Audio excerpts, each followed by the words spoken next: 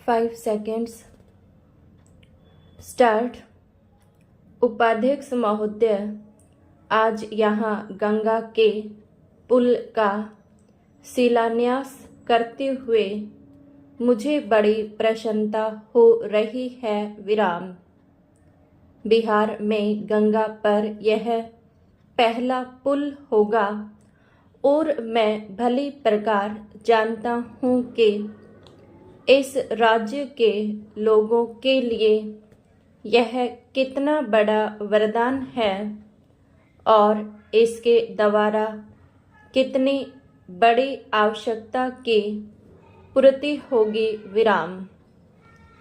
मैं इसी राज्य का रहने वाला हूँ और अपने सार्वजनिक जीवन में मुझे बराबर इस राज्य के सभी भागों का दौरा करने का अवसर मिला है। विराम। इसलिए मैं निजी अनुभव से कह सकता हूँ कि इस पुल के निर्माण से बिहार के लोगों को विशेष रूप से और देश के लोगों को साधारण रूप से अनेक सुविधाएं प्राप्त होंगी। विराम।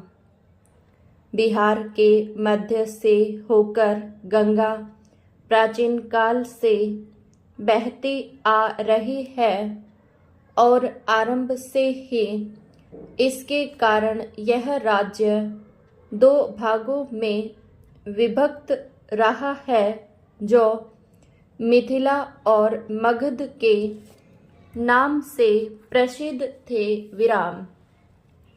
प्राचीन काल में जबकि यातायात के साधन इतने उन्नत नहीं थे और लोगों को प्राय महीनों तक लंबी यात्रा करनी पड़ती थी, और जब भारत के सभी भूभागों में आत्मनिर्भरता अर्थव्यवस्था का आधार थी, उस समय संभव है इस प्रदेश में गंगा पर पुल का अभाव इतना न खलता हो। विराम। परंतु आज के युग में विज्ञान के आविष्कार का स्थान तथा दूरी पर विजय पा चुके हैं और यातायात के गतिमय साधनों का बहुत महत्व है। विराम। इसलिए उत्तर तथा दक्षिण बिहार के बीच सीधा रेल तथा सड़क मार्ग न होना निश्चय ही बहुत बड़ी असुविधा है। विराम। बिहार के इन दोनों भूभागों की अर्थव्यवस्था ऐसी है कि अपने पूर्ण विकास के लिए एक भाग दूसरे पर निर्भर करता है। विराम।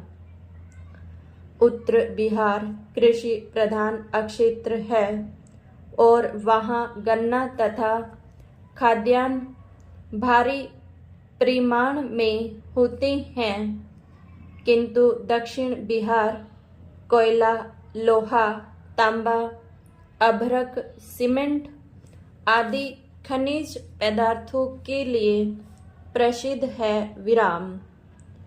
इन्हीं पदार्थों द्वारा आधुनिक उद्योगों की मौलिक आवश्यकताएं पूरी होती हैं। विराम। यातायात के साधन दोषपूर्ण होने के कारण उत्तर बिहार के विकास पर हानिकारक प्रभाव पड़ा है। विराम। क्या यह आश्चर्य की बात नहीं कि धनबाद से दिल्ली कोयला पहुंचाना गंगा के उस पार उत्तरी बिहार के जिलों में पहुंचाने की अपेक्षा कहीं अधिक सरल है। विराम। पैरा। इस शताब्दी के आरंभ में इन असुविधाओं का अनुभव किया जाने लगा और तभी मोकामा घाट के निकट नाव द्वारा यात्री और सामान इधर उधर ढोने के स्थान पर गंगा पर पुल बनाने की चर्चा होने लगी। विराम। गंगा के दोनों ओर 2 विभिन्न रेल कंपनियों की गाड़ियां चलती थी। विराम। इन कंपनियों का दृष्टिकोण विशुद्ध रूप से व्यापारिक था। विराम।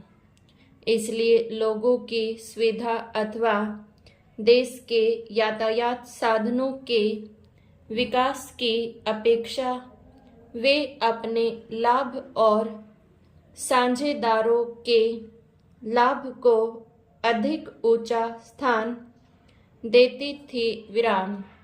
यही कारण है कि पुल के संबंध में यद्यपि 40 वर्ष तक सोच विचार होता रहा, किंतु दूसरे विश्व युद्ध तक कोई निर्णय नहीं किया जा सका। विराम। जब कभी यह प्रश्न रेल अधिकारियों के सामने आया, इस पर रेल कंपनियों के साझेदारों के लाभ हानि की दृष्टि से ही विचार किया गया। विराम।